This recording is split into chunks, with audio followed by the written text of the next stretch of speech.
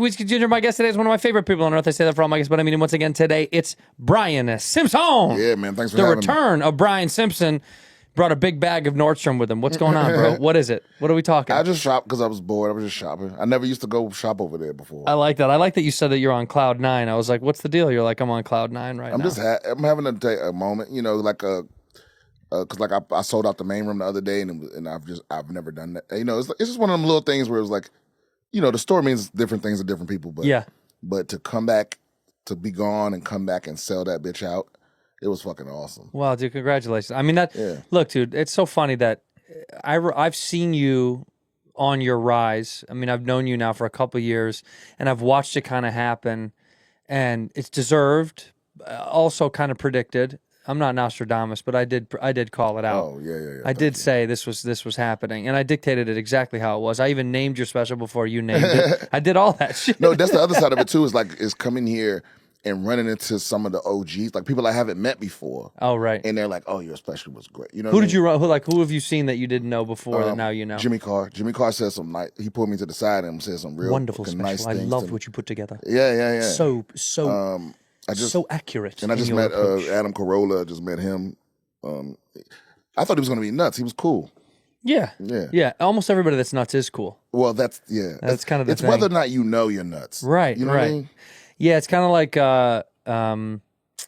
what's his name? The frogs are gay. Alex Jones. Yeah, Alex Jones. Like, he's extremely aware that he's crazy. He'll tell you he's crazy. Oh, yeah. Yeah, he'll let you know he's crazy. It's like the self-awareness kind of takes you off guard a little bit. Yeah, because you can't believe it. You kind of want him to be always insane. Yeah, right. But, you know, like he's, when I saw him through Joe, I was like, oh, no, he's very aware of what he is. Well, that's something that you really, look, a lot of people don't realize that it's easy to hate a motherfucker from a distance.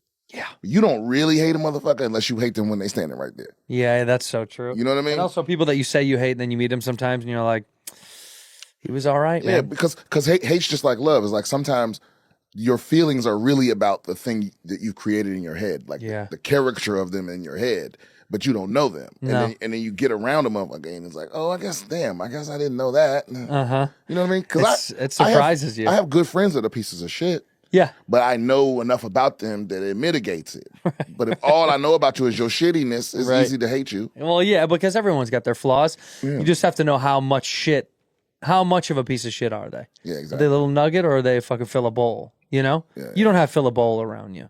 You don't have big dudes that are just, you don't have dudes that are that. I can't stand it. Yeah. You kind of segregate yourself a little bit, especially in the comedy scene. You're a consummate comic, so it's kind of like you don't really have time for bullshit. Or so it seems. Yeah, or small talk and This is not for you. And something else I've gotten over being liked. You know. What do you mean you are well liked though? I know, but I've always been well liked, and so whenever I ran into somebody that didn't like me, it would bother me because I was like, well, wait a minute, what you know? But now I'm like, if I don't respect you, I don't need you to like me. Right. Well, even if I respect you and you don't like me, I just think I don't fucking whatever. We don't click then. Yeah. There's got to be people that don't like me that.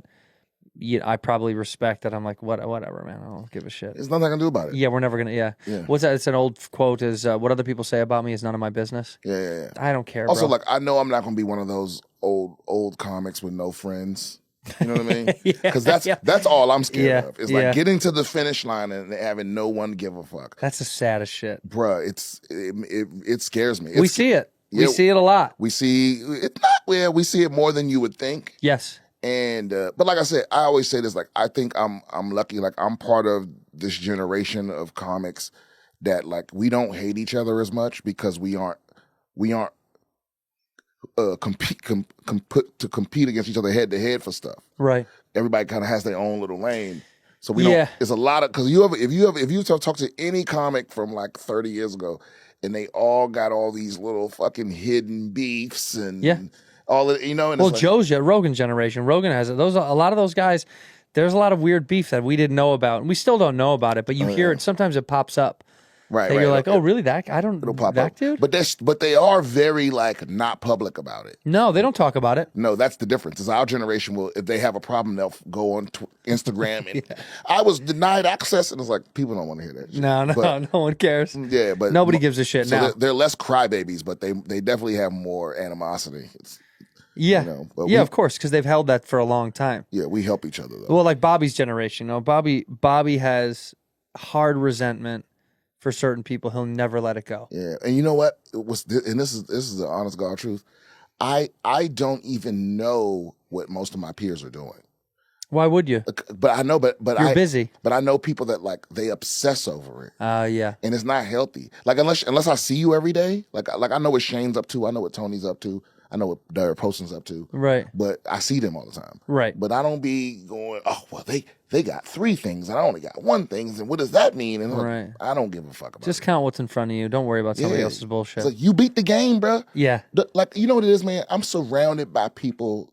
Sometimes I feel like Hollywood is a lot of people that are like they have 90% of what they want and they're miserable because it's not 100. Right. Well, but 100 doesn't exist. Right. That's the irony. It's like you invited 200 people to your birthday party, 150 showed up, and you're not partying because you're like, how come the 50? Who gives a fuck? You have enough people for a party. Yeah, I said it was like, I don't know if you ever played. If you played Super Mario Brothers, right, you would beat the game. And after you beat the game, you could still go back to the levels and get the extra bonus things that weren't there, right? But you already beat the game. But that's what I feel like this thing is. Like once you've beat the game, quote unquote, you're making a living doing what you love. You beat the game. You did. Do you really need to go back to get all the fucking leaves or whatever the shit, the little like the little rabbit tail or whatever the shit, like all those little nooks and crannies that you're searching for? Sure, fun to go chase them. But to be upset that you don't have all of them is very strange to me because you already did it. You'd be playing other games. Yeah, I did. When I was a kid, I used to love Super Mario, but I always felt like, but I already beat it. So why am I obsessed with going back and finding all the things I didn't find? I mean, you know, you got it. Be happy with what you got. But that's the human condition is we're like, we move the goalposts constantly are moving. That you're like, oh well, I want this. Well, I want this. Well, I have this, and now I really want this. Right. But I think you reach a certain age. I mean, you're grown enough. You made it at a grown part in your life where you kind of know already that you're like, no, this is right. This is good. Oh yeah. Well, I mean, I'm grown in most ways, but I still feel like a child sometimes. Well, how old are you? You're 40? I'm 41. Yeah, bro. You're grown. Yeah. We're grown. I'm 40. We're adults. What I mean is I'm immature in a lot of ways. Yeah, but we all are. I mean, everybody is. That's why I think we still act like children. We still think like kids. I mean, I think something about comedy stunts your growth a little bit because you're not put in situations that the regular adult has to go through, right? My friends that have kids, they had kids at 27, 28 years old. They had to grow up real fast. So the world hit them in a different way. Yeah. You know, the world didn't, a lot of comics don't get hit that fast. They don't get married. They either never get married or they get married late or they have kids and they never have kids. And if they do, they're 37, 38 by the time. We just didn't have to grow up as fast, you know? I think because you're focused so hard on entertaining people, you know? Yeah, you do it's really a gamble. You know? Yeah, you're putting your life on the side. Speaking of which, man, I did the fucking. Did you do the 5K, the 2K, 2 Bears? No, 5K? bro, I got invited to do that 5K, and I was like, I was out of town first of all, but I was like, I don't want to do it. It was for me. It was like a point of pride because you know when I was in the Marine Corps, it's like 5K is just 3 miles, 3.2 miles or something. But we used to do that for breakfast. Yeah, that's not a big deal. So right, but then I literally haven't done. I mean, I've been working out, but no cardio for years. Yeah. And I go out there and it's like it was so pathetic, like to something that I used to do routinely that I could barely. I made it like 150 feet before I was like, oh. And you smoke too. And I smoke. Yeah, that's not gonna help you. And it was bad. It was because you know what I realized is I was like, oh, I thought I had decent cardio, but I realized like I was only taking care of my lungs to the point where like enough to have sex. And I was like, oh, well, I'm good. I can have sex and I'm good. And now I realize that's not enough. Like if I just came and my house was on fire, I would die in that house. I would have nothing in the She tank. would get out though. Yeah. Maybe. Bye, Brian. Right. He's on the second floor. I'd be like, yeah, it was a lot going on. We finished though. Ari ran with me like a pro. Did anybody knock it out? Did anybody show up? Like who was really good? Who was fast? Well, they weren't timing it, which was crazy. Because when I got Isn't that done, the whole point? I don't know. When I got done, they were like, "What was your time?" I was like, "I don't know. I didn't keep track." I thought that's what those things are. I think maybe they were because Ari and I both showed up last. We literally they closed the starting line after we went. That sounds right. Yeah, and then we finished last too. So maybe whatever they were doing, they had already shut it down. Or Did you run the whole time, or did you walk? Hell no, I didn't run the whole time. No. I ran with we would walk, and then we would sprint between. Like we're gonna sprint to that cone, and we would sprint, right. And then we would walk, and then and then it was like, let's just walk. You know? Just walk it off. And then it was like, well, but then I was like, but wait a minute, but when we see. We have to run. We have to be running when we cross the finish line. Yeah, when you turn a corner, you got to do that thing. Yeah, and that's what we do. We turn the corner. I was like, that's enough distance to break a sweat and cross the finish line with some out of breath. Because this is for content. They need the content. Yeah, that's for the internet. They don't need the content, but you know what I'm saying. Like, no, they need the content. I know there's cameras. Yeah, there is. Oh, with Tom and Bert, there's never not cameras. Yeah, there's cameras. So. I used to run 5 to 7 miles every day or every 2 days, but after I got injured, I stopped running. Now I just do rowing and elliptical and bike and all that stuff because I don't want the pressure on my back. I don't like anymore. No, rowing's awesome. I have a row machine. Shit's phenomenal. Well, that's good cardio. It is, but it's hard for me to use because it's not made for chubby people. Yeah, there's not a chubby machine. When you get up to that right there, it's not made. Up. Yeah, you got to move. You got to situate your nuts a certain way. Yeah, you got to spread it out. Yeah, and what's funny? I saw Bert the night before. I saw him polishing off a bottle. No, and I was like, "Aren't you running tomorrow?" I was like, "Oh yeah," and he ran twice. He did the first run with the fans and then did the second run with the celebrities. Yeah, he's Mickey Mantle, bro. Bro, he really is a machine. He really is an unstoppable force. That guy until something stops him. Yeah. He is beauty in motion. Where you're like, I guess it just works, and I don't know how he does it. When I was on Fully Loaded, same thing. Well, you know what this is. His philosophy is, I do everything to stay healthy enough so that I can drink like this and party like this. I know, I feel that. And I'm like, okay, I get it, because it's better than, I can't talk shit at all. He's better than knowing what I'm doing. But I don't drink like that. No, you're not that kind of drinker. You like to have a couple, but you're not like a... Yeah, I never seen you real fucked up. It's happened from time to time, but very seldomly. Pretty rarely. Yeah, I'm never going to get so drunk I puke. Like, that hasn't happened since I was 12. There's a couple people last night, I can't say their names, but they were fucking ripped at Gillis's thing. Yeah. I mean, annihilated. Well, I've been getting much more drunk than I usually do here this week. Well, this Netflix thing has been getting everybody. Yeah, because some people, you gotta pace yourself. It's like I ain't gonna say who, but like I ran into somebody in the lobby, and I'm like, hey, yo, what's going on? He's like, yeah, I'm hungover. Like we did Molly, and it's like Molly on day one. Yeah, no, it's not a day one. Yeah, drug. That's not a day one drug. That's day 4, maybe 3 or 4. That's like I leave in a couple of days. Yeah, right. Yeah, where I can go recover where I live. Yeah, it's like once I got done all my obligations is when I was like, I'm turning up. Sure. And because the store is. The last time I was here was August when I was running my album before I shot my special.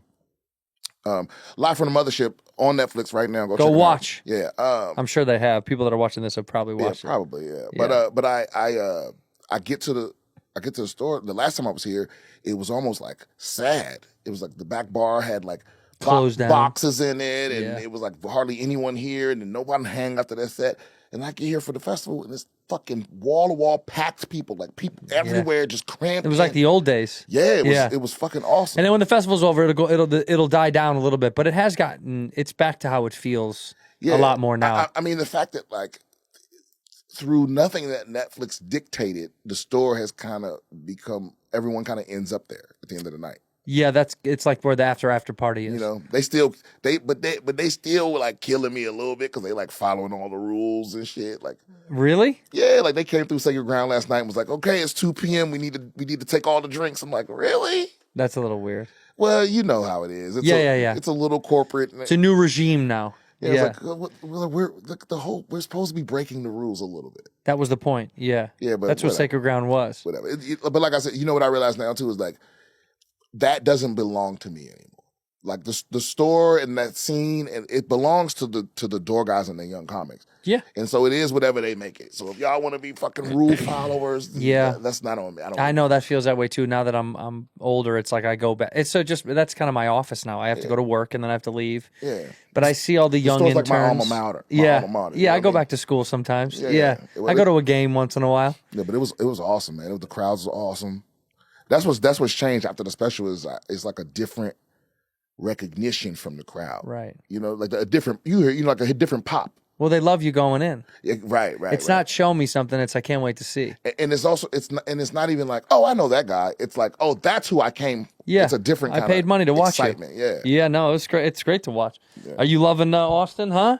I love Austin. Yeah. You like it down there. Yeah. You know, Will this be your first summer down there or second summer? No, this will be my third summer. Holy no, wait a minute.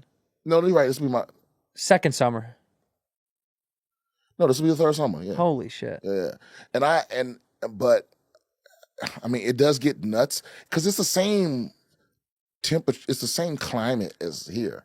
It's just way more humidity, so it sucks that the humidity sucks. It's hot and sweaty in the day, and then it's cold at night, and we get like the occasional thunderstorm. It was thunderstorm 3 nights in a row. Yeah. Like the weather just changes every 5 minutes. It's kind of nuts. Yeah, but it's fine. You used to go jump in the lake or some bullshit. And more bugs. There's way more bugs. All type of different bugs. Yeah, we don't have any bugs. It's fantastic. I don't know how we did that, but we did it. Well, y'all got little mosquitoes, but there, man, it's bugs. It's all type of bugs all year round. Every year I've lived there, I had a different type of bug problem. You know, you can get fucking scorpions out that bitch. Yeah, no, see, when I was living in Arizona, we used to have to smack our shoes. If you had sandals or slides outside, you'd have to smack them because scorpions and snakes and bullshit. Yeah, the Texans, they take some kind of weird pride in it, you know. Even if it's like negative 20 degrees outside, you're like, well, at least there's not any bugs. And they're like, oh, no, actually, we have Austin winter wasps. You know what I mean? Oh yeah, the wasp will get you. Yeah, it's like there's something. There's all bugs every year, all year round. You think you'll live in Texas now forever? You think this is it? Yeah, Tejas man. I know I'm gonna live there for at least the next 5-6 years. Wow. Because I'm really behind the mothership. Like I want it to thrive. Oh, it's thriving. Yeah, but who knows? Like if Joe ever fades out of the spot, because that's going to be the real test. As long as Joe's alive and around, the mothership will be thriving. But you think the baton won't be passed to somebody else? I don't know. What if it's your ass? Because the only other example we have is the store. Sure. And as soon as the matriarch was gone, it kind of fell apart. It shifted, as does time in comedy. That's the other thing. That's what's hard to say was one thing the cause or the other, because comedy doesn't continue to do, this gradual uptick. There are huge downslopes, and I've seen them both. I've seen it. I've seen when one club was I've seen that all here after almost 20 years. So what's interesting is what it will look like in the next regime of it, but it just depends on who kind of takes over there. Right, exactly. Because they can continue the same vibe. It just really depends on who cares enough. You got to give a shit. Someone's got to give a shit. Yeah. I think you have the multiple people that give a shit. And also this little baby boom that's happening right now is going to have a reality check too. I mean, we're the biggest we've ever been. Bloomberg wrote an article saying comedy is like 3 times larger than it was 10 years ago, like in terms of ticket sales and everything. Right. It's nuts. We're hitting the ceiling a little bit. It's a little nuts. It always reminds me of Burr going in the green room of the store and being like, you seen the fucking parking lot? There's a Bentleys and shit. Because it was like Russell Peters was there and Cat Williams. He's like, they're going to fucking audit us, dude. They're going to close this down. And I was like, yeah, it does feel that way. No, it is true. But I'm here, as long as you managing your shit, put a little something away. Yeah, put your money away, you're fine. Yeah, and here's the other thing too, is like, I forget who I heard say this, but it's like hard times create a meritocracy. Yeah. Because if you really good at this, you will survive the downslope and you'll be around for the next bubble. The sting hurts a little bit. The little hiccup hurts. The bumps hurt for sure. And I've seen that happen to so many guys. Then I've seen people come out the other side.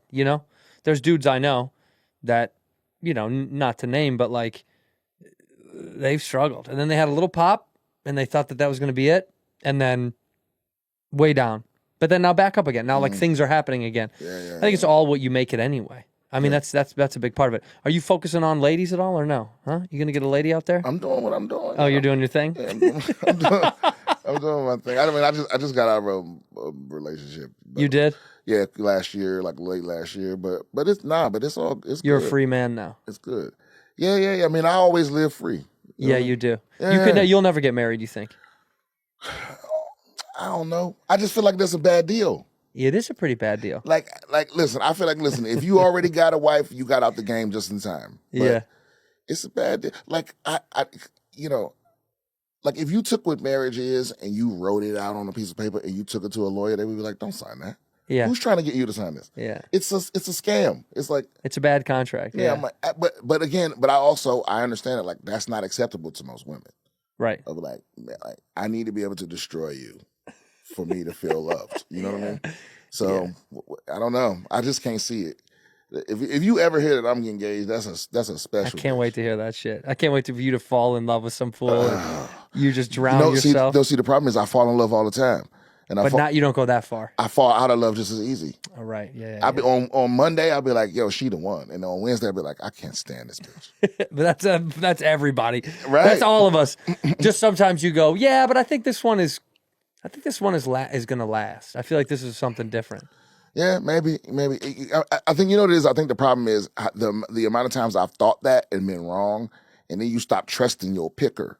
You know, you gotta put that picker away. You're like, nah, bro, no, I'm telling you, no, I did. But this one, and then, 6 months later, you're like, what the fuck was I thinking? Or the wild shit is when you have your friends say to you, yeah, we couldn't stand that bitch, and no one ever said anything. Tell me, dog. Yeah, I want to know, dude. Like, because I feel like, who's your go-to guy? Who's the one person you could go to? Poston? Yeah. Yeah, I was just going to say. Poston would be like... Because Derek would be like, we don't like that bitch. We don't like that girl. Yeah, because you got to say it right away. Yeah. If you wait until I'm in love and I'm feeling good about it, then it feels disrespectful. It also feels dishonest. You knew?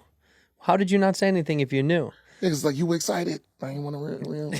We went to dinner twice. Yeah. But so Poston and then my older brother would say something too. Does he live in Austin, your older brother? No, he lives in D.C. Okay, I was just going to say. He'd be like, yo, that bitch ain't it.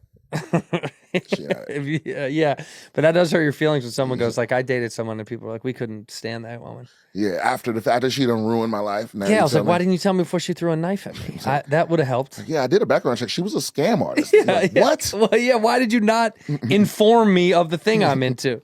In here, we pour whiskey. Hey, it's summertime is creeping up on us, my good friends. And sometimes you have a couple of people over at the house and you run out of a little sip-sap for the party. If you're looking to grab some more booze and you don't want to leave the house because you shouldn't be driving and you're like, what do we do? Who do we turn to? You got DoorDash, baby. DoorDash has got you covered. You've used DoorDash before. I know you have. We all have. I love DoorDash. Can get you literally anything under the sun that you've ever needed to your front door. And especially now, they can get you some alcohol. Of course, if you're an adult, they can get you some alcohol. 25% off your next alcohol order of $35 or more, which is very easy to do. Up to a $15 off max value. Terms apply. Limited time offer. Order alcohol now with DoorDash. Must be 21 and over. Drink responsibly. Delivery and promotions available only in select markets. I'm telling you, so many times I've had people over at the house and had to use DoorDash to get a couple of extra soda pops in the backyard, all right? Because when you're hosting or you're having a night in and you want that extra bottle of wine, you do not want to have somebody go, I'll go get it. It's annoying. Nobody wants to leave, and especially if you've had a couple of sip-saps, you shouldn't be getting behind the wheel anyway. Let DoorDash do all of that for you. So get your drinks in hand without lifting a finger, my friends, with DoorDash.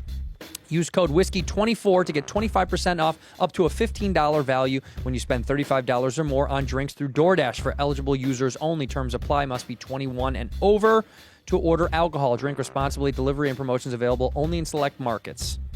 This episode of Whiskey Ginger is brought to you by Squarespace. Been done talking about Squarespace for a long time. I created my first chunk of sites with Squarespace. And the reason I love Squarespace so much when creating a site is they have these beautiful templates. Or you can go on your own. If you're someone who's intelligent enough to create their own website, completely, free of their design influence, good for you. But I'm stupid. I don't know how to do that, okay? So I love Squarespace. It was so simple to use. It's always been so flexible. And they've got these amazing Blueprint AI and SEO tools that's, a personal website that's just guided for your audience using Squarespace Blueprint. Choose from professionally curated layouts and styling options to build a unique online presence from the ground up. All right, it's tailored to your brand. And some of the best part about what Squarespace is doing now, you can sell content on there, sell merch, or whatever it is that you're pushing out to the world, whether you're, an instructor or you're an artist. They have so many ways now to grow your brand and your audience. They got flexible payments, make checkout seamless for your customers with simple, powerful payment tools. Accept credit cards, PayPal, Apple Pay, and in eligible countries offer customers the option to buy now and pay later with Afterpay and ClearPay, which is awesome.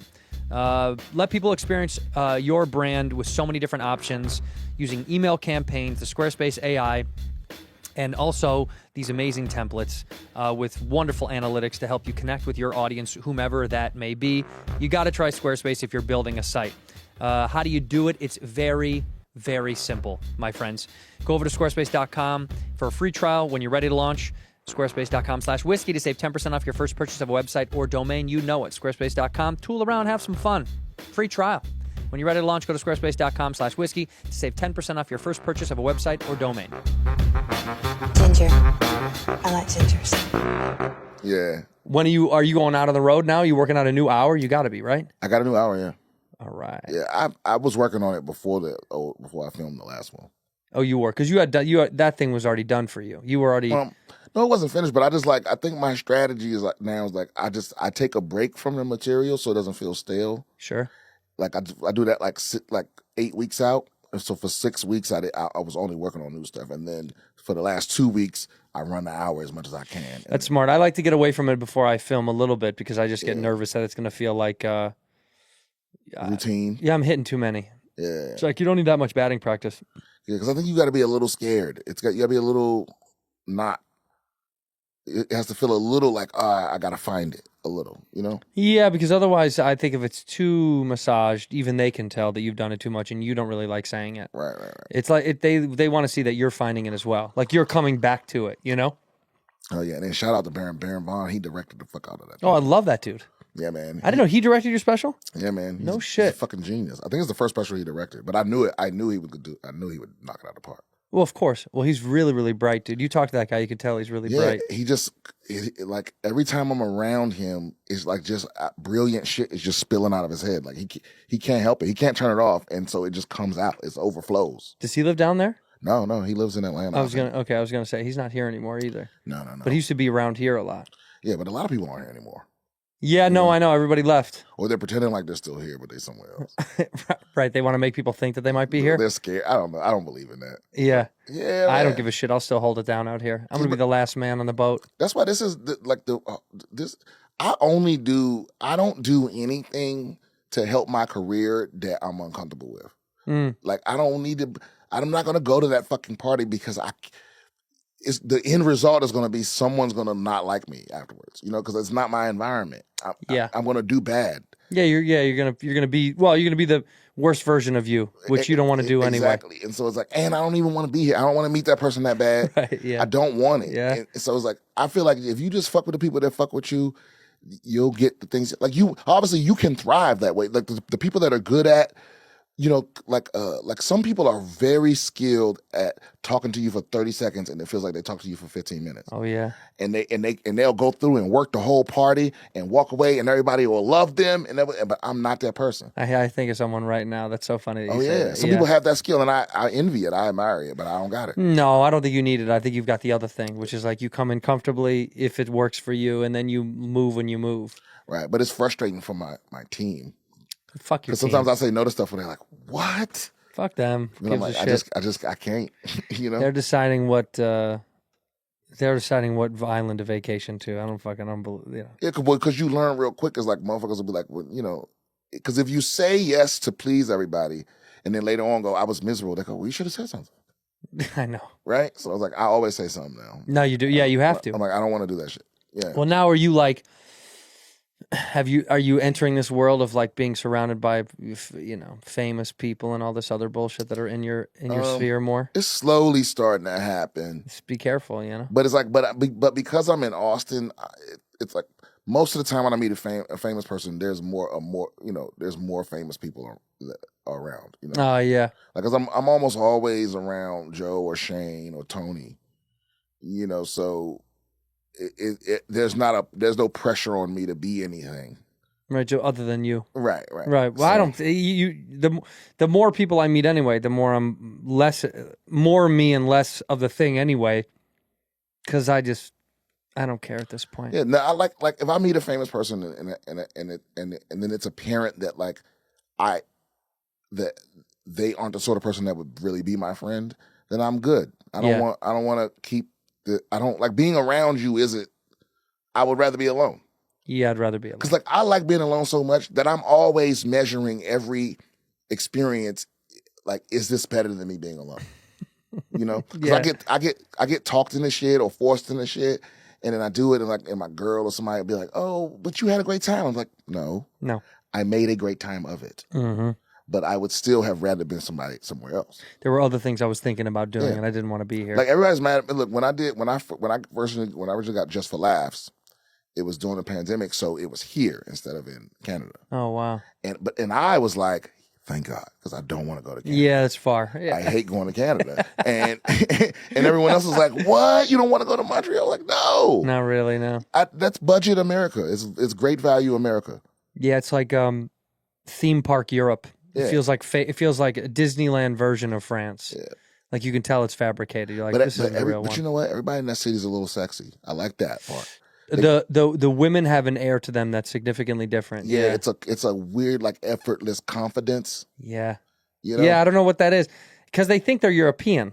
I think that's what it is. I think they think they're European. But you're not. You're Canadian, man. Because America's like full of like white girls that hate themselves. Yeah, and white dudes that hate themselves. Yeah, but when you get up there, it's a different thing. They're like, but we are French. Why would I hate me? I'm in love with myself. Yeah. I can move freely through the world. And they have a name for them. They call them Quebecois. Yeah, Quebecois. I was like, wow, I've realized the rest of Canada don't really fuck with y'all. Well, yeah, but also they don't care. Montreal is the Texas of Canada. Oh, yeah. They don't give a shit about anybody else liking them or not liking them. Like, they'd rather be on their own. If they could secede, they would. Like, boy, we putting this poutine on everything. Yeah, fuck it. Fuck out of here. But they're all skinny. I know, because they walk everywhere. They got health care.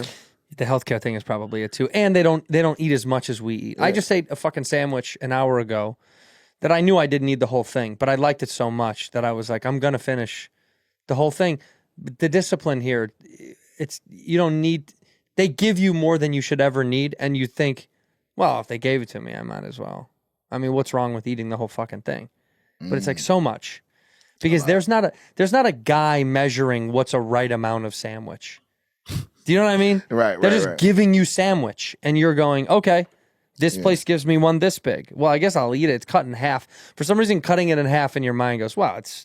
Yeah, and up there is like, I was up there, you get like a 4-piece chicken, and they bring you these little tiny pieces of chicken. Yeah. You're like, what the fuck is this? And you're like, oh, that's right. They're not gluttonous. Poisoning the birds. Yeah. They're not gluttonous, stuffing them with water and solution to swell them and make them juicier. No, they don't do any of that bullshit.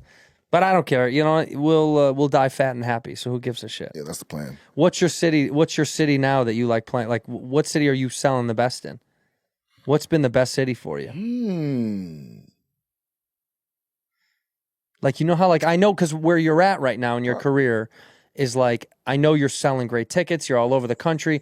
And then you start to see the cities that show you, like, I had cities show me love that I didn't even think. Denver shows you a lot of love. Denver, Philly, and Madison, Wisconsin. Well, yeah, Madison, one of the greatest. I think I pretty much expect to sell out whenever I go to those places. What about the West? Was San Francisco?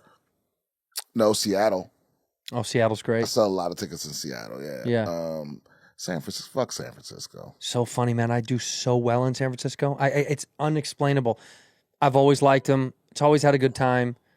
But I always sell well in that city. I think I've always sold well, but I just don't like being there.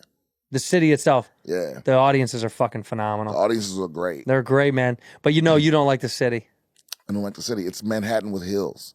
Yeah, hilly Manhattan, It's a trash can with hills. You know what I mean? It is. Yeah, but you know what? You get yourself up early enough, go to Buena Vista, have an Irish coffee, just like walk the water. Dude, any city, Houston, San Francisco, and New York and Cleveland, the only cities I've been in where it's like you would just randomly get hit with big, warm pockets of air that smell like different bad smells. Yeah, right, right. Just piss, and then you turn a corner, shit. You turn another corner, decaying roadkill. You know? And I can't. Houston's that to you, huh? Yeah. Oh yeah, Houston's bad. I think the toughest city we had on tour was Memphis. Memphis is tough. Memphis is tough. I don't think I've ever. Memphis is just kind of. It's just not the warmest place. I don't know if they want us there. I don't know if they give a shit about us there. It's kind of like show up and get the fuck out. Do your show and get the fuck out. Yeah, and it's wild because it's weird because I meet so many people from Memphis, and I always love those people. I know. Tennessee's a great place. There's so many good spots in Tennessee. Something about it gives me the like. I feel that way about Pittsburgh. I go to Pittsburgh. Pittsburgh fucks you up, huh? Like, I don't belong here.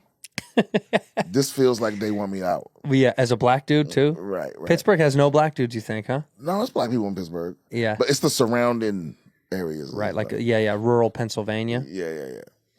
Because I think the Pittsburgh clubs are not in Pittsburgh. They're always like 30 miles outside of Pittsburgh. Yeah, why can't I think of the name of that thing in Pittsburgh? What's wrong with me? Is it a Funny Bone or damn? No, but there's also a little music venue that everybody plays. Carnegie Hall of something. It's not Carnegie Hall, but it's called Carnegie Hall of whatever it is outside of Pittsburgh. It's gonna fucking piss me off to not know, because now I absolutely have to know. Carnegie Hall of wherever it is, but yeah, Munhall. Carnegie Hall of Munhall. Yeah, it's called Carnegie of Homestead Music Hall. Okay, whatever, man. It is what it is. I never heard of that shit. Yeah, it's a cool little venue, and it's how many seats is it? Oh, you're playing it for sure. The next time you go out there, it's 1,500. 1,000. Okay, yeah. Yeah, 1,048. See what I mean? You're playing that. That's the size of venues you're doing right now, right? Well, we ramping up to that. I think they once the fall hits, I'm gonna do my first theater. Theater, yeah. Yeah, I'm doing. I can't wait for you, bro. I'm doing the joint up in Boston. The Wilbur? The Wilbur. Oh yeah, that's so that's gonna be my first theater. You're gonna love that shit. Hell yeah, I'm gonna sell that bitch out. Now, are you at the point now you're taking people with you on the road? Oh yeah. Who you taking? Most of the time, I mean, obviously, people that I know or no. Most of the time, I take one of the homies. Hassan. I mean, I can't take Derek anymore because he's always with Schultz. Yeah. Or I'll take one of the door guys from the mothership. You can't steal him from Schultz. That is so funny. Well, no, I mean, listen, if it was something important, he opened my special. If it's something important like that, he'll come. Yeah. But Schultz can pay him way more than that. Yeah. Well, you know what's so funny is a lot of those guys, they want to move around. Like Chris O'Connor, who's one of my best friends. He was coming with me because he was opening up without me, and then I was like, "Oh, come with me." And he had already been gone with Shane before Shane, started to really blow up. Right. And so we both were taking him, and I don't think anybody gives a shit. No, I don't think anybody. Yeah, like Derek has first dibs, but he's usually busy. Yeah, on Schultz. Yeah, Schultz. Yeah, and then Schultz is doing all right. Then they kind of go out the line. Madison Square Garden's not bad. Yeah, but also I like the door guys that I see like really working hard. I like to take them places sometimes. Yeah. When I was out there, man, there was a lot of people I was watching that I really like to see. Like a lot of like young, up and coming hustlers. You could tell they're grinding in the thing. Because the environment is it's a lot. It's like they really are talking comedy and grinding, like sharpening each other. Yeah, they're trying. They're putting in the work. Yeah. Most of them, yeah. Some people are lazy. Well, yeah, that's some people are lazy, and then they turn around and wonder why everybody else is like, you don't do shit. Yeah.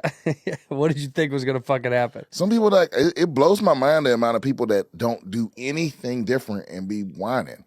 I mean, but I feel like that's a microcosm of the problems of the world. Yeah, everybody wants it. Because also, listen, here's a big tip. If you're trying to get into this business, this is a likability business. Yeah. If nobody likes you, you're gonna have a hard time.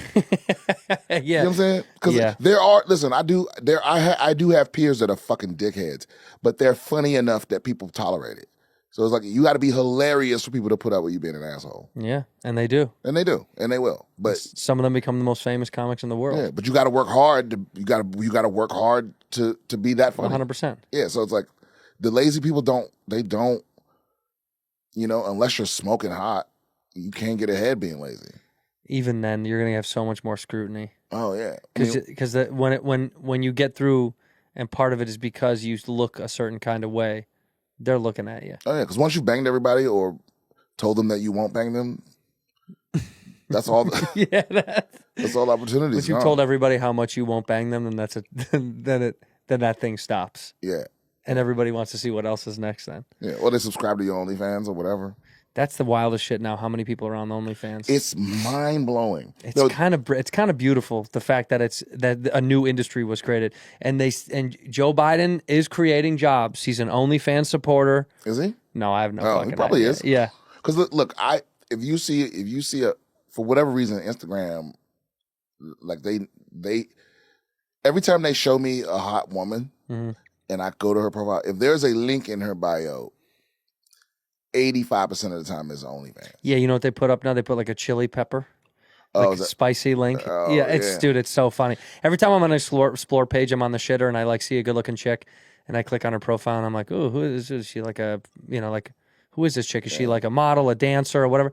And it always has like the link to their OnlyFans. And look, I ain't mad at you. Get paid. No, get paid. But don't act like you better than the niggas that subscribe to you. I hate it when they like... Right, like you think you're above the people that pay you? They call the subscribers creeps. Yeah. These creeps are just paying to see my titties. It's like, you putting your titties up there. You did it. Yeah. That's like us hating people that laugh at your shit. Right, exactly. You're like, bro, that's the whole goal, was you to be there to pay me to do the thing. But did you hear about this kid recently? He, I think he got expelled from school because people were passing around pictures of his mom from all OnlyFans. He got expelled? Because he beat the shit out of some kid. Oh, well, I get that. Yeah. Like, that's gonna keep coming up, man. Yeah, dude.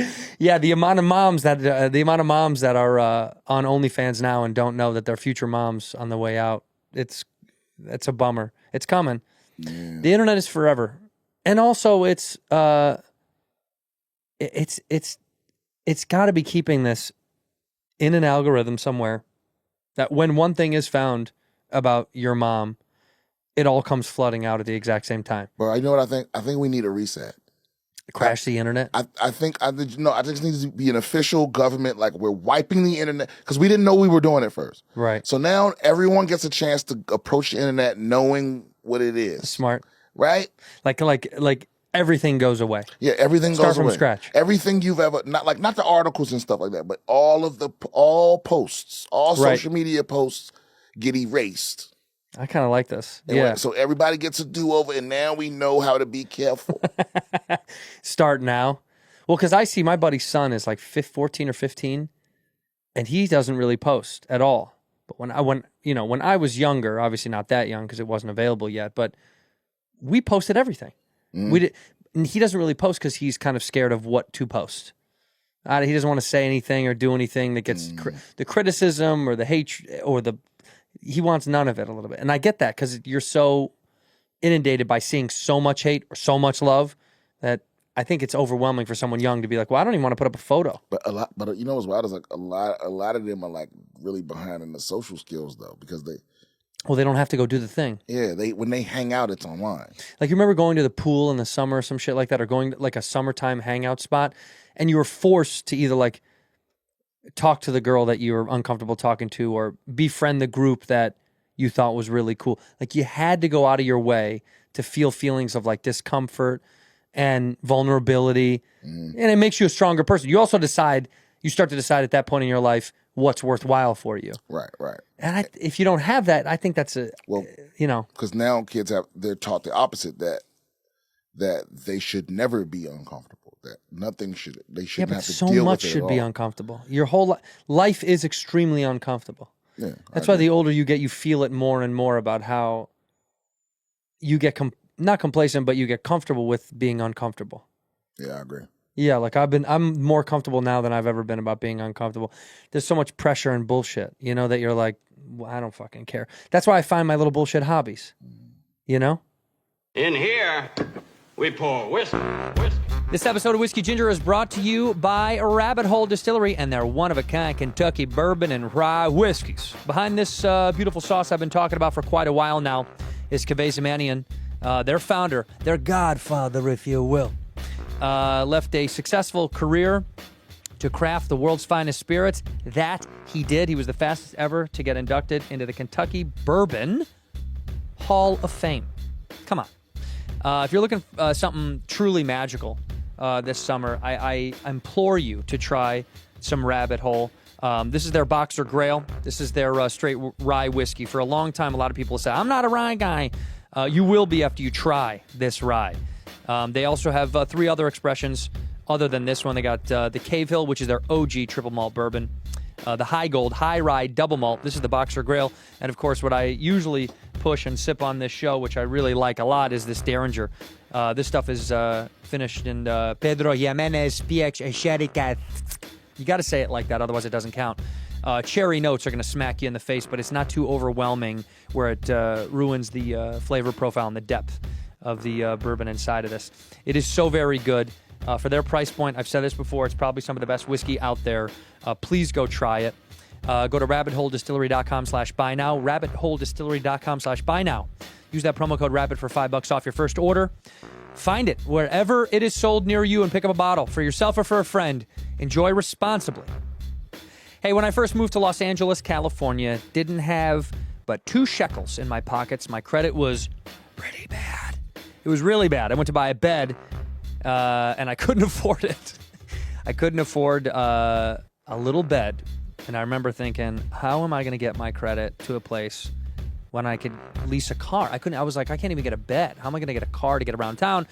That's why Kickoff was invented. Kickoff is incredible. It's the fastest, easiest way to safely jumpstart your credit and get those goals quicker. No credit check required. Look at that. Sign up for a monthly plan in minutes and start building credit immediately for as low as $5. All right? Credit is a looming thing in our society. It's a bummer. And you need to build credit. You got to get good credit if you want to continue on in society, being able to acquire stuff for your day-to-day. I'm not talking about buying a private jet, all right? I'm not talking about one of those guys. I'm talking about just simple things. Credit is going to affect you going forward in the future, and it's tough to get out of that rut. Thank God for stuff like Kickoff. It's a credit line that's just for credit building, not everyday spending. Smart, legit credit cat with no catch and no credit check. You got to try it. Users with credit under 600 increase their credit by an average of 30 points in the first month. That's huge. Very, very good. You can sign up in minutes from your phone, start building credit right away, use AutoPay to build credit while you sleep, and never worry about missing a payment, because I know I've missed so many payments. Phone bills, internet, all that stuff I always miss. But with Kickoff, they got you covered. No credit check. Cancel at any time. All right, it's the #1 credit building app out there. It's over 100,000 positive reviews on the App Store. 98% of those are 5 stars. So why not join? Over 1 million people building credit with a Kickoff credit account today. Get your first month for $1 at getkickoff.com/whiskey today. That is Kickoff without the C. That's getkickoff.com/whiskey. Special offer applies to new Kickoff Premium customers for their first month only, subject to approval, and only available on getkickoff.com/whiskey. Terms of offer are subject to change. Based on observed Equifax Vantage Score 3.0 changes for Kickoff Premium customers with starting credit under 600 who made on their first on-time payment between January 2021 and March 2024, payment behavior and other credit activity have an impact on your credit. Individual results may vary. Ginger. I like gingers. You got little bullshit hobbies now? Oh yeah. You're into some bullshit? Yeah, I game a little bit. I'm this close to golfing. Yo, come with me. Come with me. Everyone keeps talking about it. You know what I'm gonna do? The advice I got. I'm gonna go to the driving range a few times and see if just go. If I like it. No, let's just go. Because if you go to the driving range and you don't do well, you're gonna go, fuck this, I don't want to play. Right. Yeah, but let's just go play. Then if you don't like it while you're playing, you can just walk. You can go, I'm out. That's easier then. Because the driving range is not a good testament to the game. It's not gonna feel the same. Just go play and fuck up. What is so addictive about it? Is there a small selective group of people you really enjoy hanging out with? Yeah. Okay. Imagine you doing that outside with them, drinking, smoking, riding along in a miniature little car for a couple hours with people that you really love, and then a little bit of competition behind it. That's the best way I can describe it. Mm-hmm. Hanging out with my best people I love the most to spend time with, outside, drink, smoke, do whatever you want to do, and a little bit of competition on the edge of it, which I like a little competition. You play games because you like a little bit of competition. Yeah, a little comp. So it's the same kind of thing. Without having to be like, I have to run a fucking 5K. But I like a competition that I have a chance in. Yeah, I understand. But you can gain a chance with time. Like anything else. If I picked up a game right now, you'd fuck me up so bad. In any game you play. I don't play video games. No. But I'd be intrigued by the idea that I might be able to get better at it. And if you have that bug, Golf is the same thing. Okay, I could dig that. You're like, I might be able to get better at it. I'm going to try. Well, for years, Rogan always made fun of me about it. And now I think I smell him a little bit going, maybe I would try it. Maybe, you know, Burr said the same thing. Burr was like, oh, dude, it's so fucking stupid. You're going to get cancer. He was saying that. You sit out in the sun all fucking day. I was like, you'd love it, dude. And then he tried a few times and he does love it. He's like, I can't commit though, because I'm an addict and I'll never stop. Right, like I'll just go way too much into Which is what we all do. But who gives a shit? That's my vice. That's like my favorite fucking shit on earth. Golf. Oh my God. I want to do it every day till I die. It's expensive though.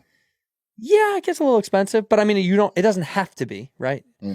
There's probably municipal courses in Texas. So you one of those people where, like, when you hit the road, you set aside time to go to certain courses. I'm bringing my bag tomorrow when I go to Nashville, and I'm going to go play twice. Once with my dad's best friend and once with Court McCown. You know Court. Oh, yeah. Yeah, and a couple other dudes. Sounds exhausting. Bargatze's not going to be there, but he's usually in Tennessee. John Chris. No, dude, it's great. Dude, you know, because you know, I realized, like, throughout my life, the amount of opportunities I've missed out on because I didn't play golf are tremendous. Yeah, but I mean, you find it in the other things that you involve yourself in, though. You know what I mean? Like, whatever your other thing is, that's the crew you accumulate naturally anyway. You can't force your hand into a thing that you don't really love.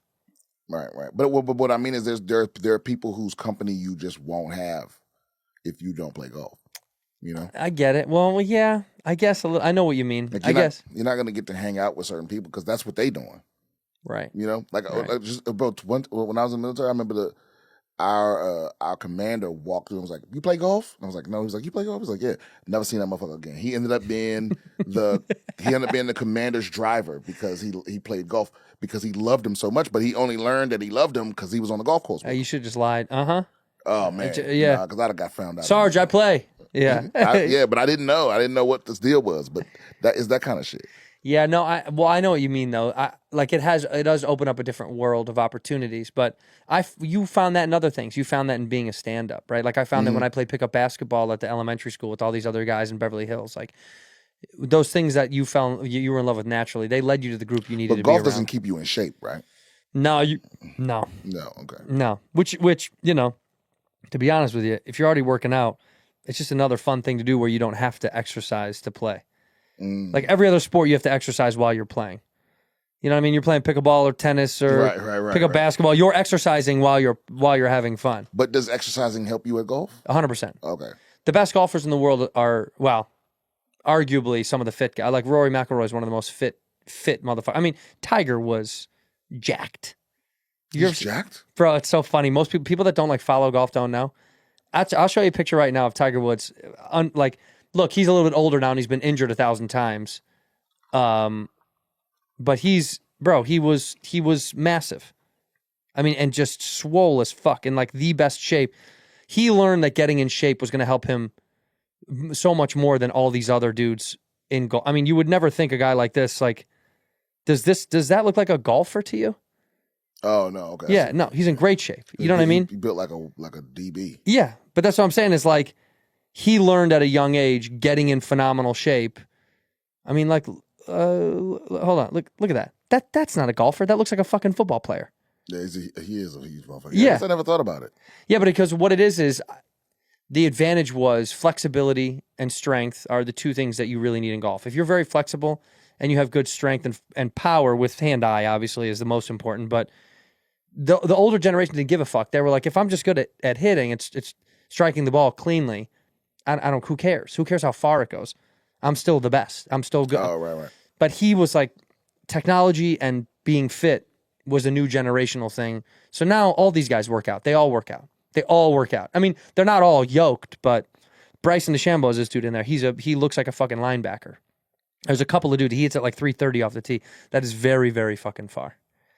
I saw Tiger do some shit where like he embarrassed where he hit it off his knees. Off his knees. Yeah. That's impossible, right? Yeah, it's hilarious. Where the two guys said they were going to driving competition, he sat on his knees and did it. Yeah, but he is arguably the greatest of all time.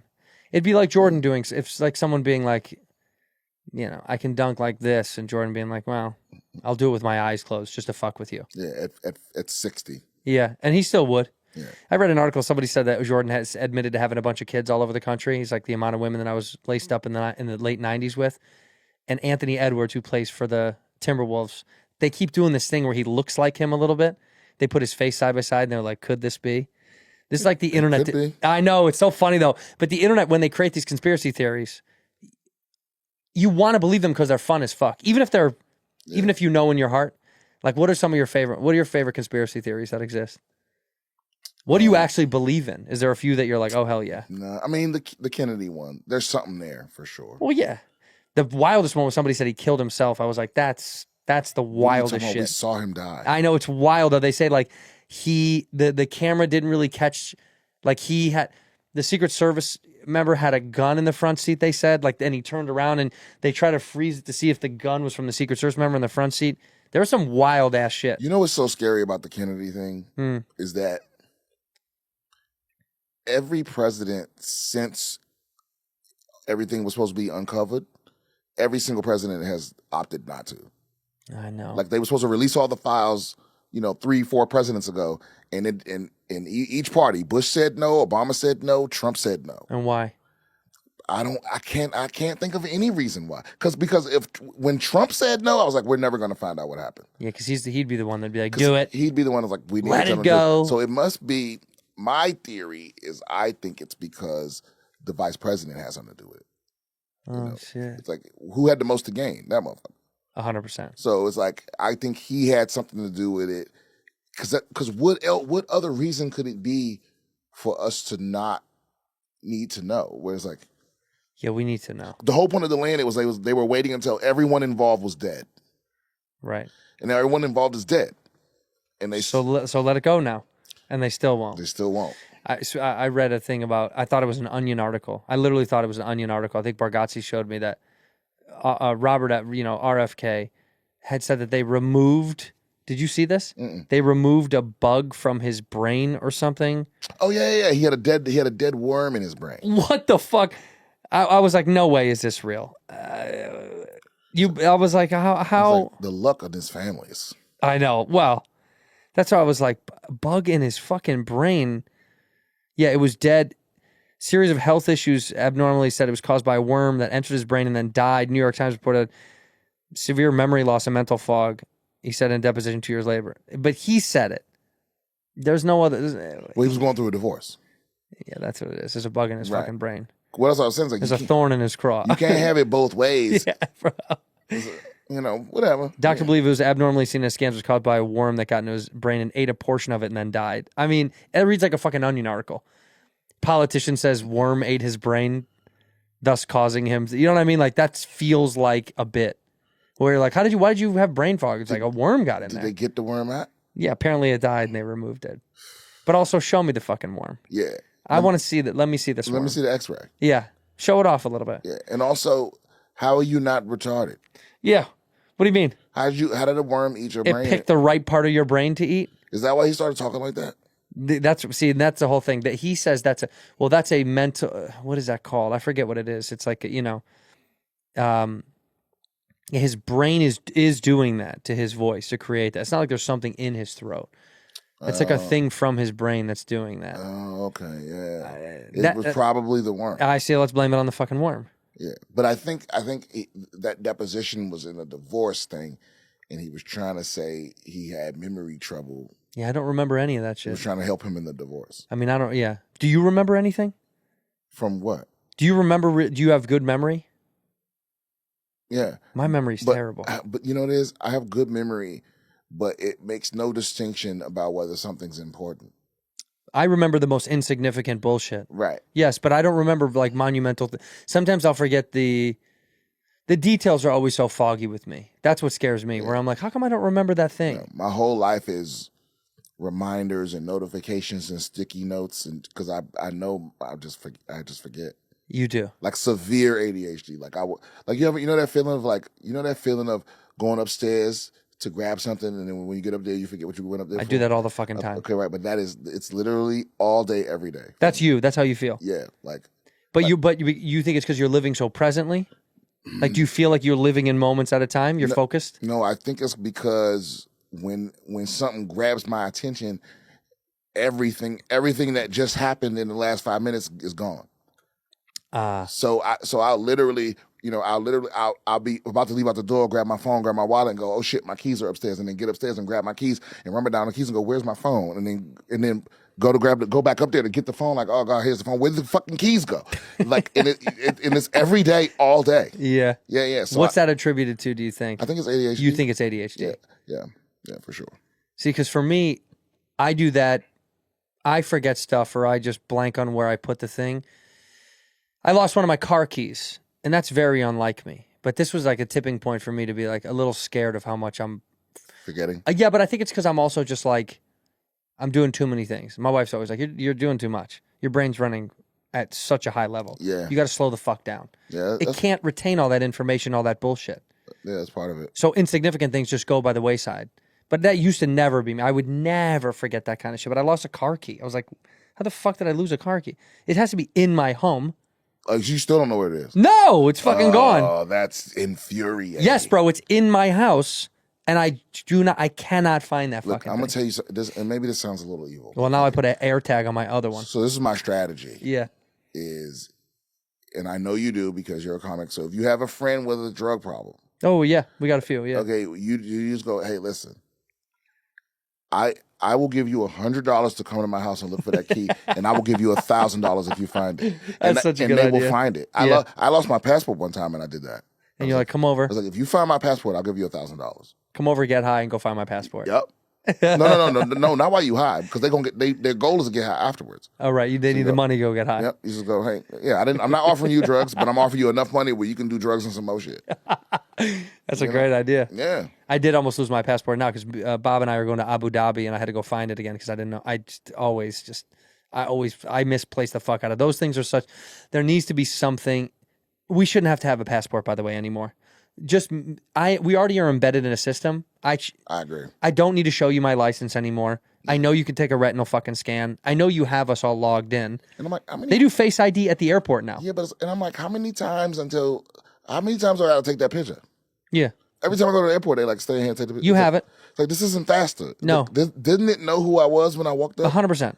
Yeah, I don't get it either. No, so I think we don't need documentation like this kind of physical passport. I like to have it because it was cool to look back at where I've been and all that, just nostalgically. But you have me. You do not. I know you need to. I know you can take a photo of me in a first world country and go, we know exactly who the fuck you are. We know your home address, where you live, your social. Just let me. I don't need to. I don't need to have a thing through my bag. Have you ever replaced your social security card? I have my social. Okay, you only get, I think, 4 in your life. And they'll just never issue it again. They'll just never give you another one. That's what they say. Well, it'd be great to lose 4 and then you don't exist. But I'm like, why do you need that? Why do you even need a social security number? You have a DNA.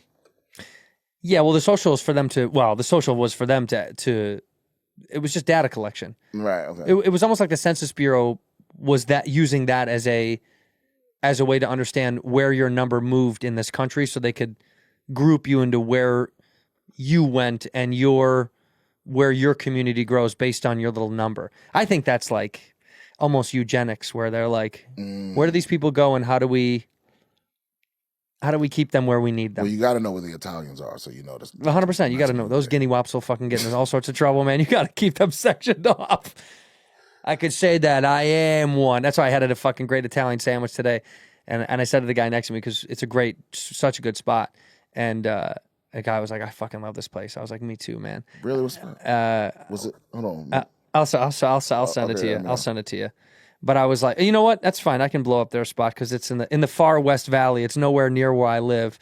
But the guy next to me goes, nothing like their sandwiches. I said, nothing like a good Italian sandwich made by 4 Mexican dudes. That's my it's Domingo's Italian Deli. Oh, okay, I love it. And it's way out west. It's out in the West Valley. Man. It's it's deep out there. It's out in what is that? Almost Tarzana or some shit. They gave us pastrami. Yeah. I'm a sucker for some pastrami, man. Bro. Oh, turkey pastrami. Turkey pastrami's so good. That's my new obsession. That's your shit? Oh man, it's the best part of turkey without all the shit you don't like about it. That's exactly right. Well, because like roasted turkey always kind of tastes like shit. You're like, I don't need fucking regular roasted. Or dry. Yeah. But the pastrami the turkey pastrami is right on the money. What's your late night meal? What do you eat? What's your favorite late night thing to eat after shows and shit, and you're done writing and you're about to go to bed? If you're like, man, I want to have honestly, like I'll do like a soup. A soup? You like soup at night? I like a good soup, yeah. Wow. I could not peg you for a soup, dude. Yeah, What yeah. soup is your soup? I like the Mexican shit with the tortillas on it. Oh yeah, like a but not a really heavy soup because I like a good pho. Oh, you'll fuck with the pho, huh? I'll fuck with a pho. See, I moved on from pho. The bone broth. I liked pho for a little bit, and then ramen just did what it needed to do for me all the time. Well, obviously, like ramen, but that ain't a nighttime. Like ramen's heavy. Yeah, it's heavy. But see, I like to eat heavy and go to bed. To me, a ramen is like a little Sunday. You know, like I'm not doing nothing today. Midday. Either depending on where I'm traveling, Sunday or Monday is my I do nothing. What do you do? You sit in the hotel? I'll stretch. No. I'm saying like that's usually the day I'm getting home. Oh, right. And so I'm like, I'm not doing anything today. Like I'm not promising nothing. I'm going to sit around all day. I'm going to stretch and I'm going to fucking eat like a pig. Right. And tomorrow is back to work. But this whole day is just me. I just doing whatever the fuck I want. Good for you, bro. So I'll eat a ramen on that one. I'll get it with the extra goddamn pork slices. I'll get down on some ramen, man. Pork chiasu and all that. Yeah, my late night for years was cereal. I always ate cereal at night when I got home from shows. I used to love cereal. I'd sit on the couch and be quiet. You know, she'd be asleep. The dog would be at my feet. And I would love to sit, and it would be silent in the house. I wouldn't even have the TV on. I'd just sit and eat cereal and just think. But you know, one of my little cheat joints, and this is, I guess, isn't the name for it, but I like to slice a tomato and fry up some bacon and get in just tomato and bacon. Tomato and bacon. That's some Southern ass bullshit. I don't know where it. That's some deep South bullshit. Yeah, because I hate it. Because my granny used to. She should just get tomatoes and just salt them and eat them like an apple. That's what my dad would do. That and I was like, I don't get it, but now I get it. Where's she from? I think her roots are Georgia. Yeah. Yeah. My dad's from North Carolina, and that's some Southern ass bullshit. Yeah, but he would eat a tomato like an apple. I thought that was wild. They're weird people. It's a weird generation. I know. Yeah, I don't understand that shit. But it's great. Just a slice of tomato and some bacon. See, for me, it's the texture of tomato is just I can't do it. Because the mush is wrong. There's something about the saltiness that brings the sweetness out of the tomato. Yeah, I see the bacon pear is good, but bacon does that for fucking everything. Oh, well, right. Well, yeah. You can bacon on celery and be like, this is fucking delicious. Bacon. Yeah. But it's something about the right kind of tomato too, like because there's all different kind of right. Get a nice little beef heart, slice of bacon. Did you ever have did your grandmother ever cook like traditional deep South soul meals? Like, did you ever have collard greens and all that shit? Yeah. Pig's feet? Oh yeah, I love some collard greens. But see, once we start talking about the different parts of the pig, I'm out. See, I ate all that shit because my grandmother in the South loved all that shit. They loved all that shit. Chitlins, suck my dick. I don't need them. I don't understand the obsession with chitlins. Did you ever eat thistle? No, I don't think I've You know what thistle is? No. It's so funny. My grandmother used to say like arugula. My dad would be like, that's like railroad track lettuce. Like that would grow wild by the railroad tracks. Oh wow. And thistle grows wild in the South, usually by I don't know, like heavily wooded areas. And thistle it looks like it's like spiky. It looks like a spiky weed. But when you cut off all the spikes and get to the center, it's almost like I don't even know how to describe it. Goddamn. I don't know. It's like almost like a Brussels sprout? No, almost like a cucumber. It's almost like a cucumber on the inside. But people will eat that shit off the street. So you got Southern roots. Yeah, my dad was from my stepdad who raised me. Oh wow. Yeah, my whole family is scum from Chicago. So you had all like hog maws and fucking. Oh, my dad eats the most foul shit on planet Earth. Like you couldn't even imagine. He'll eat oysters from a canned oysters.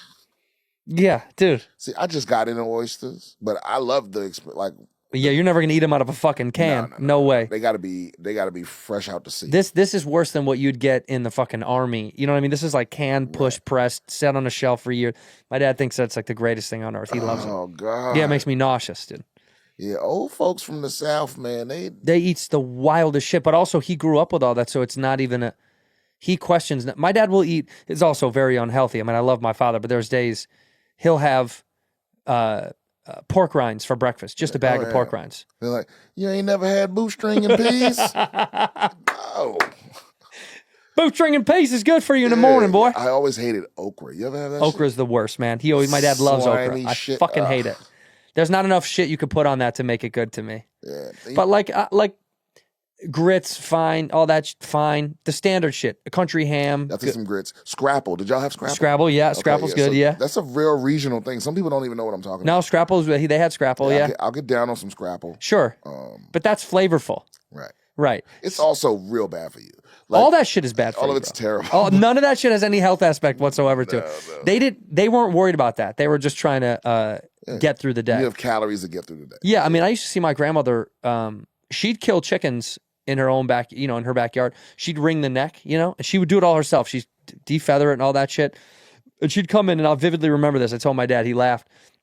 She was cutting a chicken breast, and she was searing little cubes, like little tiny cubes of chicken breast. I remember being probably like 12 or something like that. She was searing these cubes of chicken breast, and like ahi tuna. She would sear the outside and pop it in her mouth and eat it. The inside was completely fucking raw. And she loved it. She's like, come over here and have one of these. And I was like, no, I'm not eating that shit, dude. I know. But that's old school shit. By the way, never got her sick or nothing. She was fine. It's just, I think we're so protected and we're so scared of food because of all the bullshit we've put in our food that we know too much. We know way too much. Yeah. We know way too much. Yeah. She never got sick. My grandfather was a beekeeper. And he had, he'd go out there, and sometimes he'd go out there in just the face covering, but nothing else, like nothing else on his body. People wear like the full suit. No, he would just wear the one that covered up his neck, so he didn't get stung in the face. It's just not my eyes. No, he just didn't want him in the fucking face. Yeah, fuck my hands up. Yeah, he did, but he didn't give a shit, and he would rarely get stung. I always noticed that about it. I thought that was wild, because if you're gentle and slow with it, and they get used to your pheromones, bees can get used to a handler, so they'll know it's him when he comes out there. And I guess they can taste it on his skin, and they don't fucking sting him because they know that he's not going to kill the queen or hurt the queen. He's coming just to collect, and then he leaves. Okay, so they just set some honey aside for him? Yeah, they're like, give it to that motherfucker. Okay, I get it. Yeah, and that's how I know, like, that generation was better than us. Like, because if the day came where we had to go back to being like that? Yeah, well, we had to make our own food. Like wring a chicken's neck in your backyard and feather it? Very few of us would survive. Yeah, I'll be straight up and say there's no I couldn't do it. I mean, I'd probably turn bitch and just not kill shit and just eat vegetarian or vegan, or you know what I mean? I would just eat fucking. I just don't feel like killing an animal going through it. Like, I hope my bits still work in the apocalypse, because that's all the skill I got. Yeah, I just could. I mean, like I couldn't. I would. That's like some pussy shit, but I would not be able to kill an animal and eat it. I just don't. I've been around it. I've seen I've seen a deer killed and cleaned. And I'm like, I don't want to fucking do that shit. I mean, that's the thing. Is like, I could definitely kill an animal. Yeah. But like, what? Clean it. I mean, emotionally, I'm capable of killing an animal. Sure. But it's like chopping it up and that's what I'm saying. Dressing it. No. It's just too tough. I think I mean, some people say it's a religious experience. You get close. You feel like you get closer to it when you do that, because when you hunt for your meal and you kill it. I mean, instinctively, it's probably the best thing for us is to probably have to kill it to eat it. Right. It does something for you. It's like eating with your hands. The parts of the world that still continue to eat with their hands, we think that's crazy because you're like, oh, that's bacteria. But your hands have natural enzymes that will kill bacteria on them. But we wash our hands so many fucking times, we've stripped it all away. We've literally lost some of the enzymes that our hands possess to like kill bad bacteria. That's why because we eat with not our hands anymore. And when you do with your hands, it's like a piece of pizza and you hold it by the most burnt piece. Well, I blame the royal family. Yeah, it is their fault, isn't it? Those cocksuckers. Yeah, they're the ones that made it like you're better if you have utensils. Right. You with your hands like a pig. Well, that's like sandwich was such a great idea that he was like, it's so funny that a sandwich is also such a beautiful piece of food, but it's just caused from gluttony because he wanted more beef, but the beef would slide out. So he's like, give me the loaves of bread and I'll hold the beef will be able to be held inside the bread. That was the theory of a sandwich. It wasn't. It was the Earl. It wasn't for sandwich. Yeah, but it wasn't for symmetry or anything like that. It was because he wanted the beef to stay together. It kept falling out of his fucking hands. And then they named it after. They named it after his kingdom. His kingdom. Yeah. The Earl of Sandwich. The Earl of Sandwich. Yeah, which is kind of brilliant though. That he was like, but it was born from gluttony. Yeah, I stand by it. Yeah. One of the best inventions came out of laziness. 100%. So many of them. Yeah, because a sandwich is. I'm sorry, it's better than just those. Actually, there's a new trend now. You've seen this where they They like make a sandwich and then they put it in a food processor and chop it up into like, so people are eating it by the spoonfuls. Like, I don't like this at all. Yeah. This makes me really upset. We're going down the wrong path. It's not. It's what it's meant to be, man. No, bro. No, that's upsetting as shit. Yeah. Are you one of these guys that got an air fryer at the house?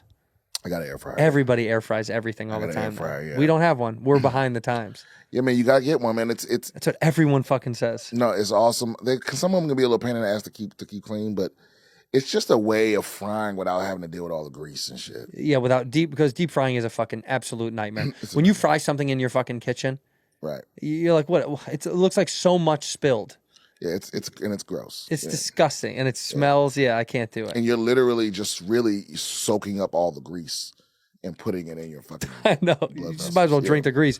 Well, that reminds me of like when I had my one bedroom. It was like a glorified one bedroom, but it was just more like a studio. But whenever I would fry something or cook it, cook it like that, my whole house would smell and my clothes would smell in my room. And I remember saying, I can't wait to get an apartment big enough where my clothes don't smell like what I ate that morning for breakfast or lunch. What's your top sandwich? My top sandwich? Yeah. What's your go-to sandwich?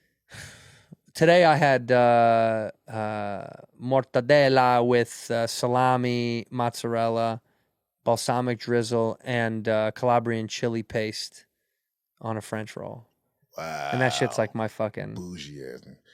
That's my shit, dude. Salami, capicola, or mortadella. Any that combination. Ham, yeah. I like ham, but salami, mortadella. Oh God, so good. That shit is fucking so good. I go for a nice BLT. Oh, you see, you like because I'm not I don't eat tomato. Yeah, that's why. Or I like shout out to the Jews. I like a good bagel with lox and capers. I fuck with that. I'll have that. But if I'm going like Jewish deli sandwich, I'm gonna have a pastrami or a corned beef sandwich. Yeah, I mean, look, I used to get those corned beef sandwiches from what's it called next to the Laugh Factory, and eat it on my walk home. I'm a sucker for some pastrami. If a woman ever homemade me some good pastrami, I would. Now you'll get married. I would consider that an engagement. Just some good ass pastrami. Yeah. But you can't eat that shit every day. I can eat a BLT every day. Yeah, you shouldn't, but you could. Yeah, pastrami just feels. I don't know what's bad about it, but I know it's not good. That's like anything where you're like, I do. By the way this makes me feel, I can tell it's probably not good. Yeah. Where are you at tonight? Are you going up tonight? Yeah. What do you got left? Tonight I got a spot over at I think it's the Hotel Cafe, and then at the store. Oh, I love Hotel Cafe. Yeah. That's one of my favorite places to go see bands. I used to go see bands there. Tiny bands would go play. If you wanted to go see like a low key, great band. Yeah. That's like their workout. Bands will go there like we go to the club. Oh, is that their mic? A lot of them do. Yeah, they do like secret kind of pop-up shows or one-offs and shit. And over the years, I used to go see bands there do like a special set. And I always thought that was so fucking cool. No, it's a dope little spot. It's a sexy little room. It's a dope little spot. And then I might end up at the store, obviously. And then tomorrow, the Palladium, I think. And then Sunday. What's at the Palladium? I think there's like, it's like a running Netflix show. Okay, word. That they just, like anybody that's here at the festival can just go and pop up. Oh, that's great. Yeah, and then Sunday I'm doing the Taylor Thomason show. I think that's at the Palladium. The midnight. Oh! Have you done her midnight show? No. Yeah, that the no, midnight. Not that show. I'm coming back next month to do that. I'm talking about she has her live show, stand-up show. Yeah. Oh yeah. Well, I can't wait to see this continuous rise out of you. You've been a friend for a while. I'm happy for you. I'm stoked to see what's next. I knew you knew it. You talked about it. We talked about it. We knew that you were kind of having your thing. It was coming. It was coming down the pipeline. No, I appreciate it. And when you get back out in the fall and do theater, since in the fall, right? Yeah. All right, kids got to go there. BrianSimpson.com probably. Yeah. Yeah. My next stop is Phoenix, Arizona, the Desert Ridge Improv. After this next weekend. Desert Ridge, up north. You're up north. Yeah, it's new. No, it's in Phoenix. It's a new improv.